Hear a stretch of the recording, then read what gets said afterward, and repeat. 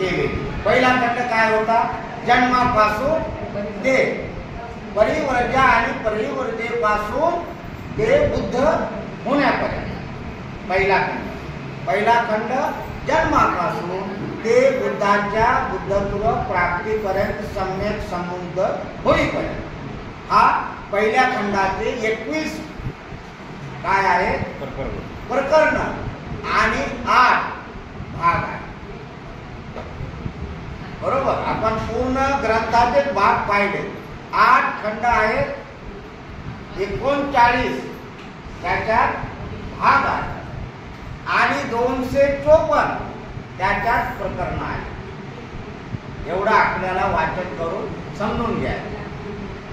आणि आज आपण दुसऱ्या खंडातला भाग 3 आणि त्याच्यातलं शेवटचं चॅप्टर रट्टपालांचे धर्मांतर हे आज आपण इथं संपन्न करू.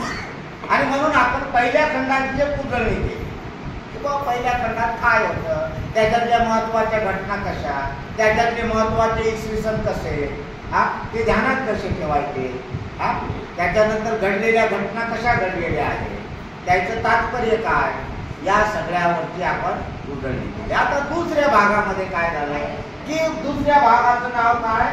धम्मदीक्षा मोहीम. की आता मोहीम म्हणजे प्रचार. थोडक्यात एखाद्या गोष्टीची मोहीम, धडक मोहीम राहते, लसीकरणाची मोहीम राहते. लसीकरणाची मोहीम म्हटलं की सरकार काय करते? आरोग्य विभागाच्या गाड्या येतात, आपलं अनाउन्समेंट होती की लहान मुलांना लसीकरण द्यायचंय, दुसरा डोस पाजायचा, रविवारी सगळ्यांनी या केंद्रामध्ये या, अशी एक मोहीम असते. प्रचार मोहीम राहते, निवडणुकीच्या प्रचाराची मोहीम राहते. 45 दिवस त्याच्यामध्ये प्रचार केला. त्या पद्धतीनं आता ही धम्मदीक्षा मोहीम बुद्धाने ठरवलं की आता आपला धम्म म्हणजे विचारसरणी. धम्म म्हणजे विचारसरणी.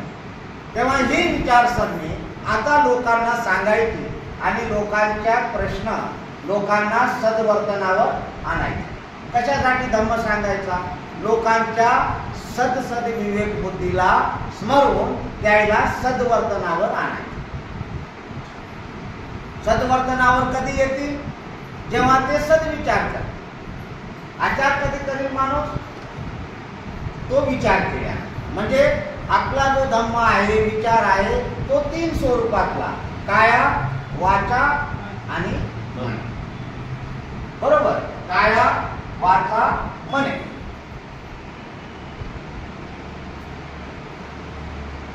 आता खरं पाहिलं तर हे मने, वाचा आणि काया असं पाहिजे. बरोबर. आधी गोष्ट कुठं येते? कायेत येते का? आधी गोष्ट येते मनात. वाचेत देखील येत नाही. आधी गोष्ट काय येते? मनात येते. म्हणून मने, वाचा आणि नंतर काया. विज्ञानाचे यानं बघू.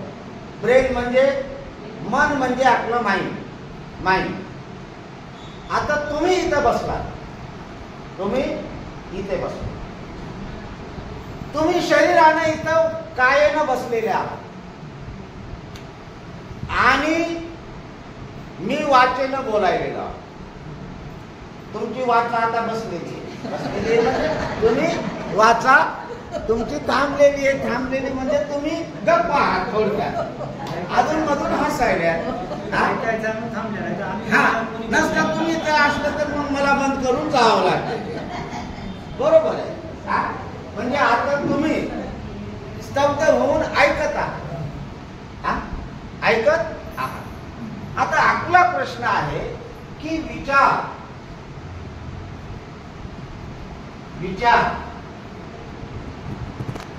प्रथम विचार नंतर आचार.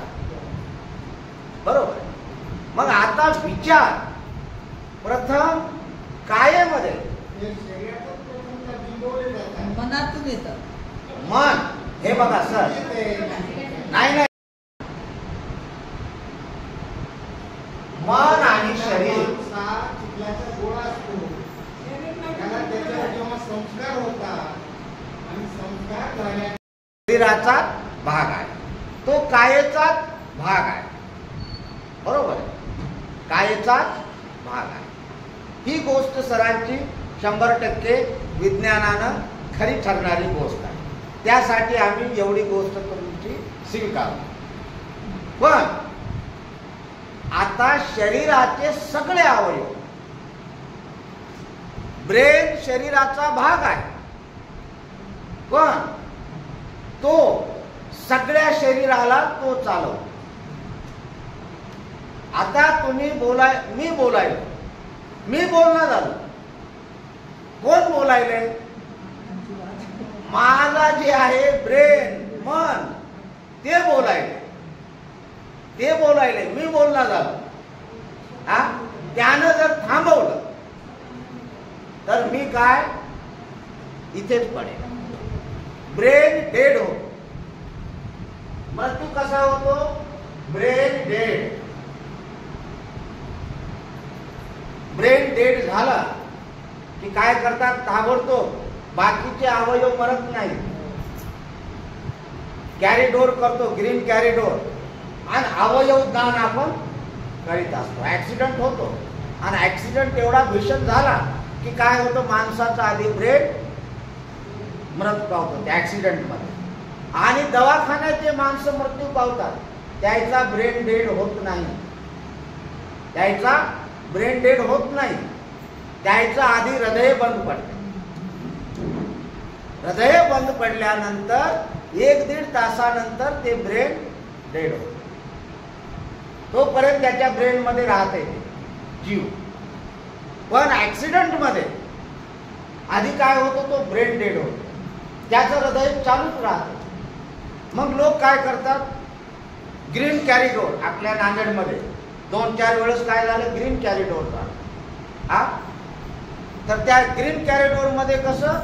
हृदय, ऍक्सिडेंट झालेल्या माणसाचं जिवंत हृदय काढून दवाखान्याहून अशी सुसाट ॲम्ब्युलन्स येते. सगळे पोलीस वगैरे हे करतात की रस्त्यावर कोणी थांबायचं नाही, आणि मग तिथून ते हृदय घेऊन, किडन्या घेऊन, लिव्हर घेऊन ते व्हॅन विमानतळाला जातात, आणि विमानतळावरून ते विमान घेऊन ते मुंबईला ज्या लोकांना हृदयाची गरज आहे त्या माणसांना जाऊन ते जिवंत हृदय ट्रान्सप्लांट करतात.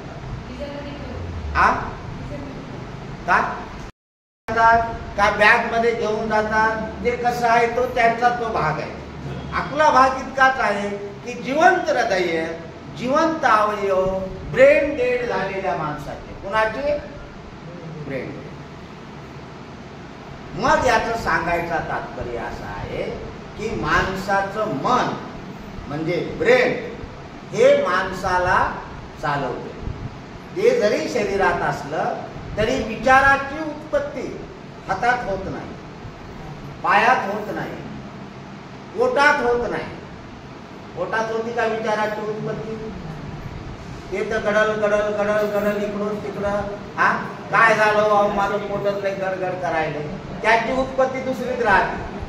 तुम्ही जे खाले त्या खाण्यावर ते पोटाची अवलंबून राहते, त्याची उत्पत्ती वेगळीच राहते पोटाची. पण विचाराची उत्पत्ती कुठं होती? तर विचाराची उत्पत्ती मेंदूमध्ये म्हणजे मनामध्ये. आणि बुद्धाचं एक वचन फार प्रसिद्ध आहे, आणि ते कुठं? आपले युनायटेड नेशन्स ऑफ ऑर्गनायझेशन्स जे युनो आहे त्याच्या घोषवाक्य आहे, मनात निर्माण होतो. संघर्ष कुठं निर्माण होतो? मनात होतो. आणि युद्ध आधी मनोभूमीवर लढल्या जाते आणि नंतर ते रणांगणावर लढल्या जाते. मग विचार आधी मनात येतो, आणि मनात विचार आल्याच्या नंतर मग मन काय करते? वाचेद्वारे ते इतरांना सांगते. ते वाचेद्वारे इतरांना सांगते, आणि ते मग शरीराला घेऊन चालते. अहो इकडे कसं काय आले? काही नाही म्हणते ते. मला वाटलं आज तुम्हाला भेटावं, हा म्हणून आलो. हा मॉनिटर हे केलं की आपण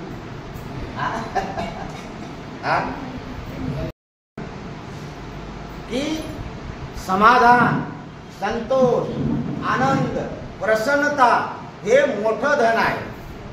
आरोग्य परम लाभा, की आरोग्य हे परम लाभ आहे. संतुष्टी परम धन, विपस्सी विश्वसी परम याती. विश्वसी म्हणजे विश्वास हा सगळ्यात मोठा सहाय्यक आणि मित्र आहे, याती आहे. विश्वसी परम याती आणि निर्वाण परम सुखाम. मनातल्या सगळ्या तृष्णा नष्ट करणं, समतोल राहणं हे निर्वाण. मनातल्या सगळ्या तृष्णा विझवणं, नष्ट करणं हे जे निर्वाण आहे ते परम सुख. म्हणून ही गोष्ट आहे, याच्यात काही आपलं म्हणजे नाकारायची गोष्ट नाही. असाच एक सुविचार काय विवेकानंदांनी सांगितला. तर ते काय म्हणतात,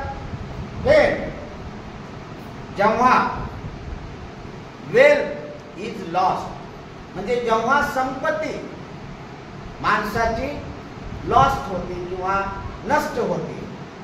संपत्ती गेली तरी काहीही नुकसान झालेलं नाही.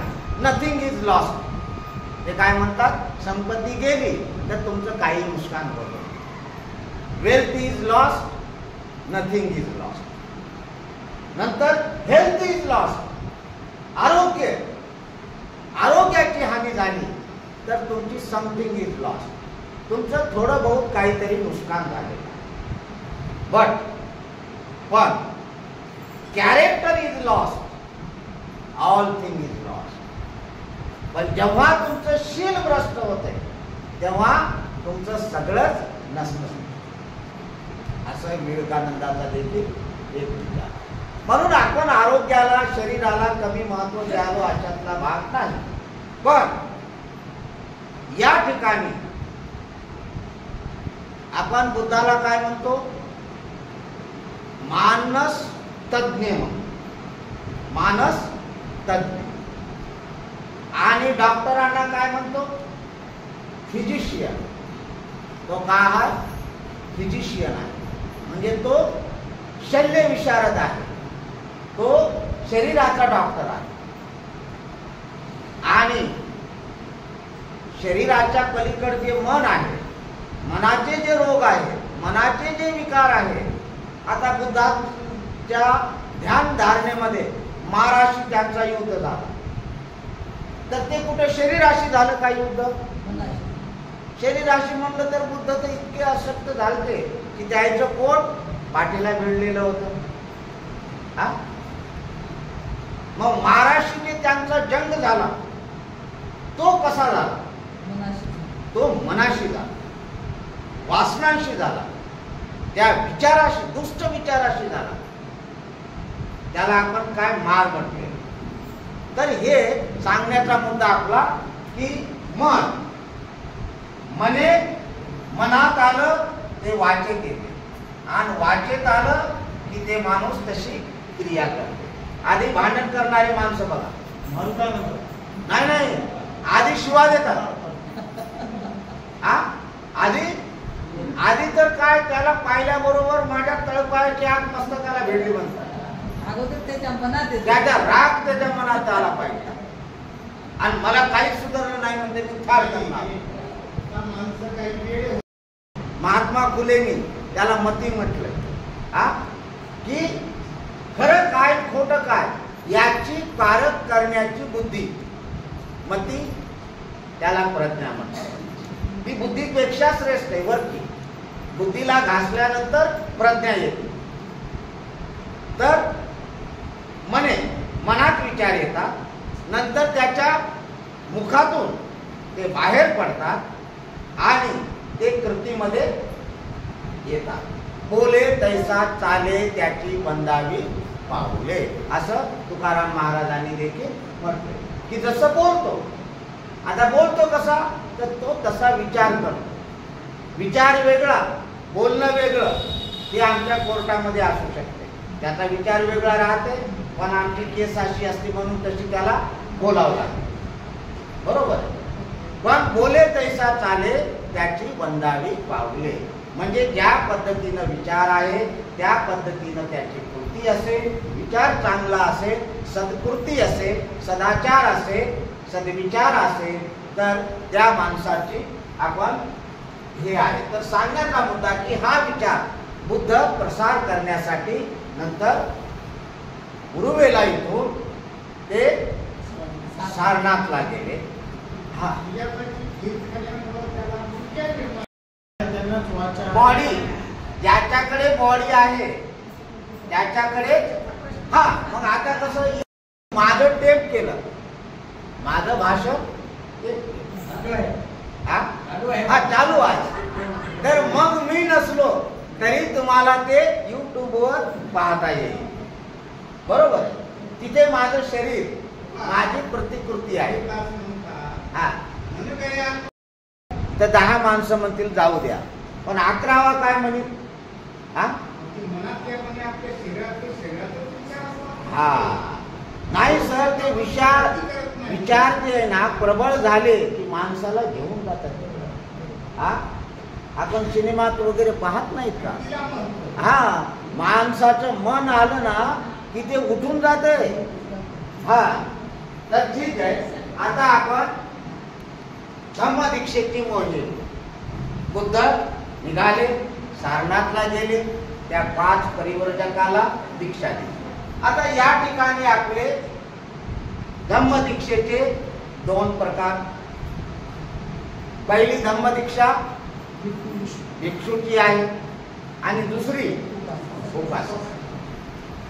तर आता भिक्षूची जी धम्मदीक्षा दिली आतापर्यंत या रठ्ठपालाच्या याच्यापर्यंत, तर आता मला सांगा भिक्षूची धम्मदीक्षा बुद्धाने कोणाकोणाला दिली आणि उपासकाची कोणाकोणाला दिली? 5 परिवर्जक अगोदर. 5 परिवर्जक अगोदर आणि यश आणि मित्र बंधू. हा, काश्यप बंधू, त्याचे शिष्य. बरोबर. आणि सारिपुत्र मोगला आणि त्यांचे सहकारी 250. म्हणजे असे. हा, अशा पद्धतीनं जवळपास 1263 लोकांना बुद्धांनी भिक्षूची दीक्षा दिली. भिक्षूची दीक्षा. त्यानंतर दुसरी दीक्षा ती आहे उपासकाची. तर उपासकाची जी दीक्षा आहे ती कुणाला दिली? राजा बिंबिसार आणि त्यांचे 1000. बरोबर. नंबर 2 प्रसेनजिताला दिली. नंबर 3 जीवकला दिली. अनाथपिंडकला जीवकलाही दिली, बिंबिसाराला दिली, प्रसेनजिताला दिली. आणि बिंबिसारासोबत त्यांच्या 1000 नागरिकांना त्यांनी दीक्षा दिली. आता ही झाली. अशा पद्धतीनं आपण आतापर्यंत जे काही शिकलो त्याची उजळ. आता रठ्ठपाल जो होता हा कुरु प्रदेशातला फुल्लकोटी. हा, त्याची राजधानी फुल्लकोटी जी आहे ते आता आपलं काय आहे, पेन चलना झालंय, त्याच्यामुळे आपल्याला काही ते लिहिता येणार आहे. हा, आपण काय करा उद्या कंदारे सर. हा, कुरु प्रदेशामध्ये आले त्यावेळेस बुद्धाच्या व्यक्तिमत्वानं प्रभावित होऊन त्याला असं वाटलं की आपण देखील बुद्धाच्या या भिक्षू संघामध्ये आपण समाविष्ट व्हावं. म्हणून त्यांनी काय केलं की बुद्धाला त्यांनी विनंती केली की मला आपल्या संघामध्ये दीक्षित करा, सामील करा. बुद्ध म्हणाले की तू तुझ्या आई वडिलांची परवानगी घेऊन. आतापर्यंत बिंबिसाराची किंवा याची बाकीच्याची जी काही दीक्षा झाली त्याला काय बुद्ध म्हणले नाही किंवा तुम्ही आई वडिलाची परवानगी घेऊ. मग याला का म्हणले?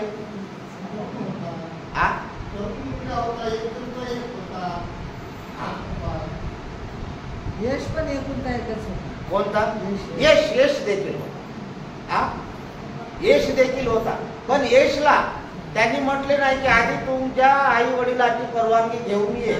ते तर काय घरून पळून गेलता. कुठं? वाराणसीवरून तो सारनाथला मृगदाय वनात ऋषीपतन वनात तो गेला. मग आता यशला म्हटले नाही, रट्टपालाला म्हणले की तू तुझ्या आई वडिलाची आधी परवानगी घेऊन ये. राहुल का म्हणले असते? त्यांना काय म्हणले नाही आणि यांना का म्हणले? यशही एकुलता एक होता, व्यापाऱ्याचा मुलगा होता, श्रीमंत आई वडिलाचा. रट्टपाल देखील तशाच पद्धतीचा आहे.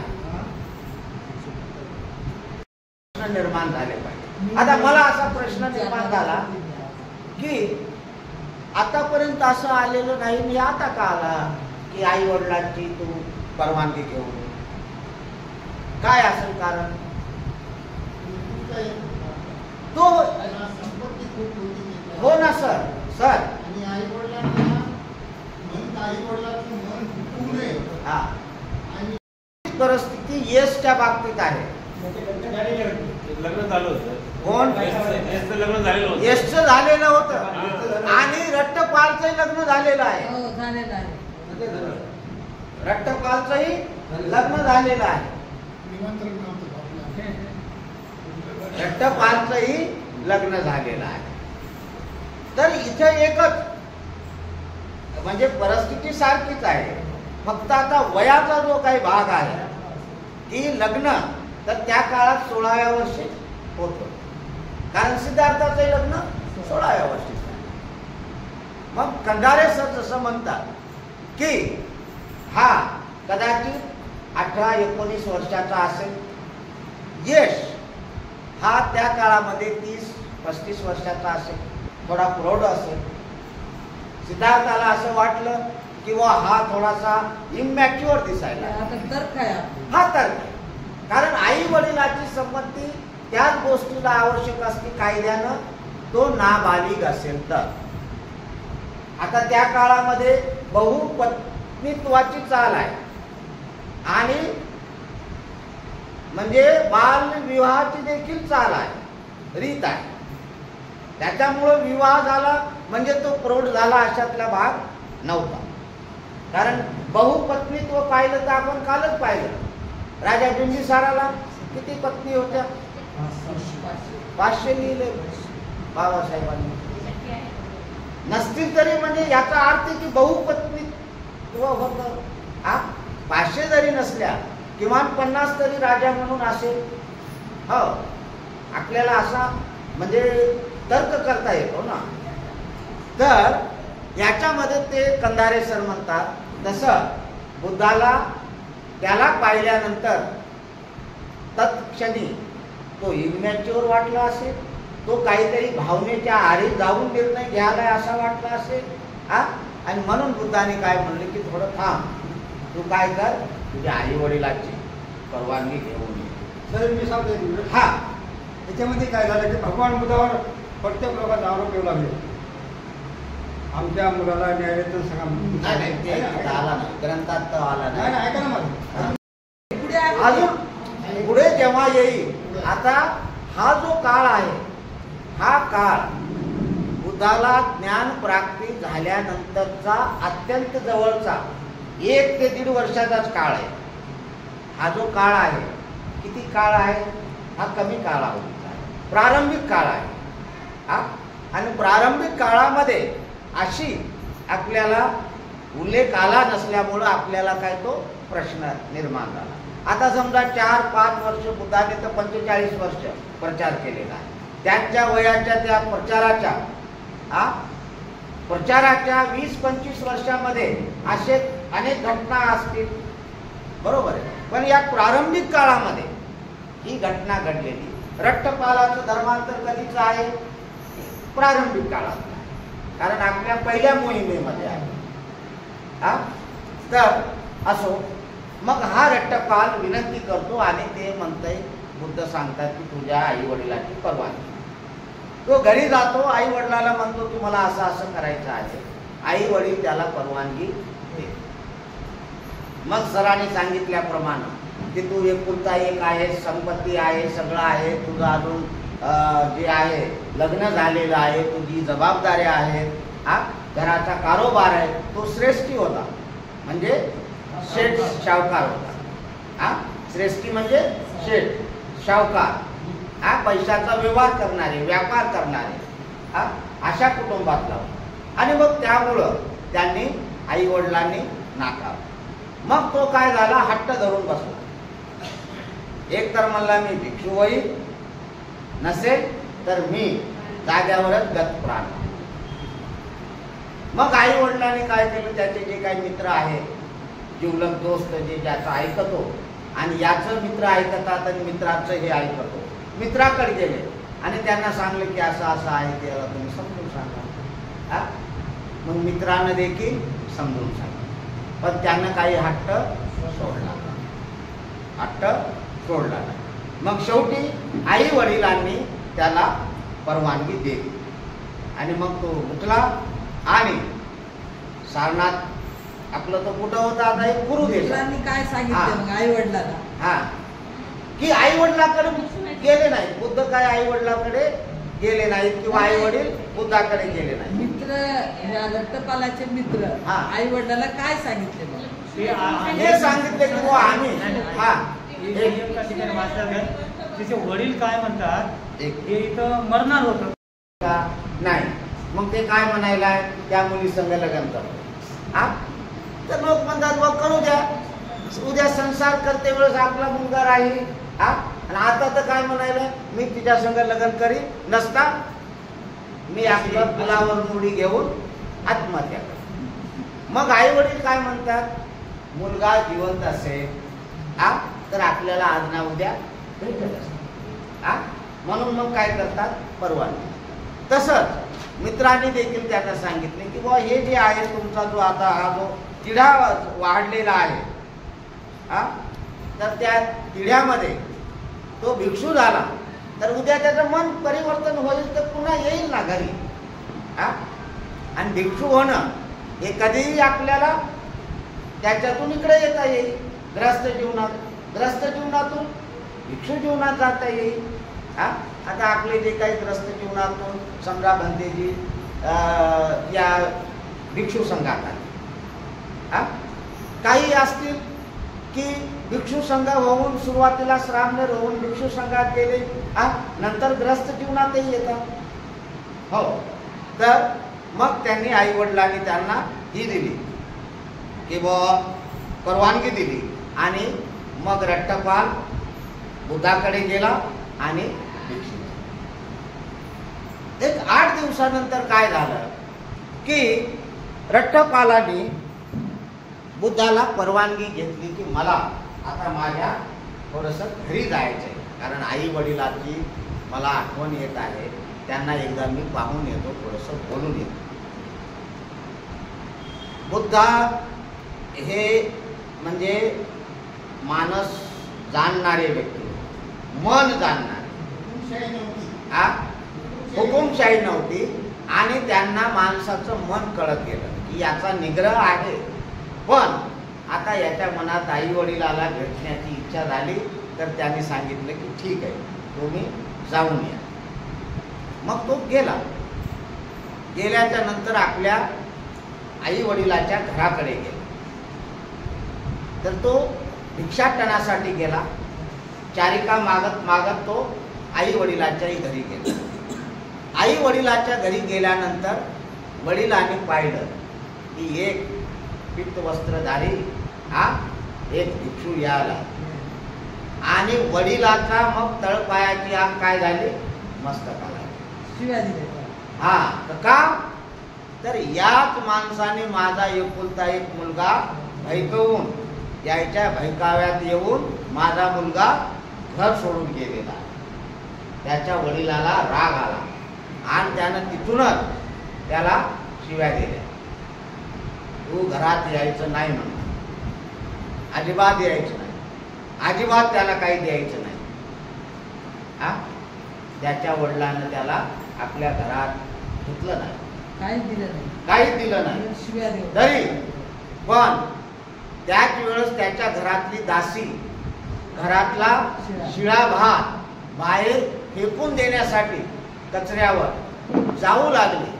तर तेव्हा रट्टपाल म्हणला, हे भगिनी, हे माते, तू जे आता अन्न फेकून द्यायस ते जर मला भिक्षा दिलंस हा तर चांगलं होईल. तुम्ही तर आता ते फेकूनच द्यायला, तर माझ्या ताटामध्ये फेकून द्या ते भिक्षा पात्रात. मग तिला वाटलं ठीक आहे, आपण तर आता फेकूनच द्यालो. हा, मग तिनं काय केलं, त्याच्या ताटामध्ये टाकलं. टाकते वेळेस काय झालं की त्याचा आवाज, त्याचा चेहरा तिला जवळून पाहायला भेटला आणि तिनं मग त्याला ओळखलं की हे आपला रट्टपाल आहे. छोटे आले. हा, मग तिनं ते वाढलं आणि घरात जाऊन सांगितलं की आपला रट्टपाल जे आहे तेच हा भिक्षू आहे. त्याच्या आईला सांगलं, त्याच्या वडिलाला सांगितलं. मग त्याला आनंद झाला आणि मग ते बाहेर आले आणि त्या जी नौकरी नव्हती ती दासी होती. आता इथून एक सामाजिक प्रश्न आपल्या पुढे आला पाहिजे की त्या काळात माणसं, स्त्रिया हे श्रीमंत लोकांचे दास राहिले. म्हणजे दास म्हणजे थोडक्यामध्ये समजून घेण्यासाठी कसे, विक्री आहे. नौकराला पगार दिला जातो. नौकर म्हटलं की तिथं पगार आहे आणि दास म्हणलं, गुलाम म्हटलं तिथं पगार नाही, तिथं पगार नाही. तर ही दास प्रथा होती. हा, त्याचे जेवणा खाण्याची सोय करायची आणि ते 24 तास त्या मालकाच्या घरीच राहायचे. सेवेत राहिले. ही दास प्रथा होती. अशी दास प्रथा, जशी आपली गावकीची प्रथा होती. हा, की कोणीही यायचं, त्याला काम सांगायचं. तर ही चांगली वार्ता ऐकल्याबरोबर त्या रट्टपालच्या आईनं काय केलं, त्या दासीला त्या दास प्रथेतून मुक्त केलं. की तू म्हणली आता जाय, म्हणजे तू संसार कर, लग्न कर आणि उपासकाचं किंवा आमच्यासारखं स्वतंत्र नागरिकाचं जीवन तुझं आता आमच्या घरी आजीवन दास म्हणून काम करण्याचं गरज नाही. तर ही दास प्रथा, दास्यातून या चांगल्या गोष्टीमुळं, कोणती, हे रट्टपाल आहे ही चांगलं आईला, याच्यावर खुश होऊन त्या आईनं काय केलं, त्या दासीला त्याच्यातून मुक्त. ही एक दास प्रथा, सामाजिक रूढी त्या काळात बुद्धाच्या समकालीन समाज व्यवस्था, धर्म व्यवस्था हे देखील या ग्रंथामध्ये आलेले आहे. आपण त्याच्यावर तितकं लक्ष देत नाही, पण आपण आता जिज्ञासू वाचक असल्यामुळं आपण प्रत्येक गोष्टीवर लक्ष दिलं पाहिजे की दास प्रथा तिनं मुक्त केली. तर सांगण्याचा मुद्दा, मग त्यांनी काय केलं की त्याला म्हणले ठीक आहे, आजचं तुझं जेवण झालं, हा, उद्या तू काय कर, आम्ही तुला रीतसर निमंत्रण देतो आणि तू आमच्या घरी जेवणाला ये. ते म्हणला ठीक. आणि मग दुसऱ्या दिवशी तो जेवणाला आला. आल्यानंतर त्यांनी काय केलं, घरातले सगळे दागिने, पैसे सगळे, त्याच्या पत्नी, त्यालाही 2-4 बायका होत्या. कोणाला, रट्टपाळ. एक नव्हती, 2-4 ज्याच्यात उल्लेख आहे. हा, 2च होत्या. हा, 4 नव्हत्या, 2च होत्या. 2 होत्या. स्त्रिया म्हटलंय, अनेक झालं, 2 म्हणजे स्त्रिया झाल्या. 2 पेक्षा जास्तही असतात. हा, म्हणत राहा. पत्नीत्व ती तिथं हे होती. हा, बहुपत्नीत्व तिथं त्या काळात रूढी होत्या. तर त्यांना सांगितले की तुम्ही 7 श्रृंगार करून बसा, त्याला विनंती करा. दुसऱ्या दिवशी जेवण झाल्यानंतर त्यांनी सांगितलं की हे सगळे दागिने संपत्ती ही तुझीच आहे. हा, ह्या तरुण बायका, हे सगळं वैभव, तर हे तू सोडून जे काही भिक्षू झालेला आहेस तर ते तू जीवन त्याग कर आणि तू परत ये. त्यांनी सांगितलं नाही, मी काही नदीत नेऊन फेका. हा, ते म्हटलं की याची मला काही गरज नाही. माझ्या दृष्टिकोनातून हा संपूर्ण केर कचरा आहे. ते तुम्ही जमा करा आणि नगरपालिकेच्या त्या गाडीमध्ये टाकून. अशा प्रकारे रठ्ठपालाचं हे इथं बाबासाहेबांनी धर्मांतर शब्द वापरला. कदाचित तो दुसऱ्या धर्मामध्ये असेल, त्या धर्मातून या धर्मात आला, या धर्मातून या धर्मामध्ये आला. फक्त याच ठिकाणी बाबासाहेबांनी हा धर्मांतर शब्द वापरला. बाकी ठिकाणी काय धम्म दीक्षा असा शब्द वापरला. तर या ठिकाणी आपण खंड 2 धम्म दीक्षा मोहीम आणि उच्च कुली आणि पवित्र व्यक्तींची म्हणजे मान्यवर व्यक्तींची धम्म दीक्षा झालेली आहे. हा खंड 2 भाग 3 आपला या ठिकाणी संपलेला आहे. तर सगळ्यांनी टाळ्या वाजवून साधू साधू. जास्तीत जास्त वाढ होत आहे. कशाचा परिणाम असेल हे सांगा बरं.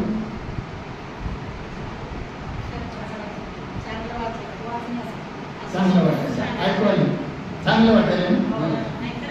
खूप छान, खूप छान. एकदम टाळी तरी वाजायला काय हरकत नाही.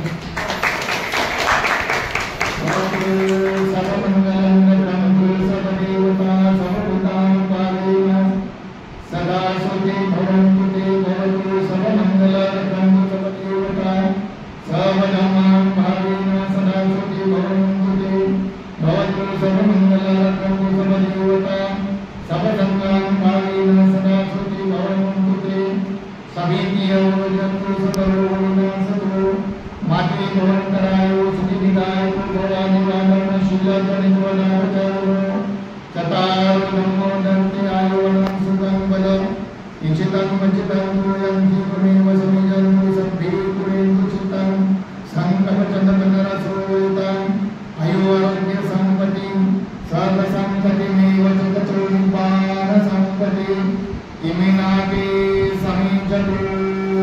साधु साधु साधु.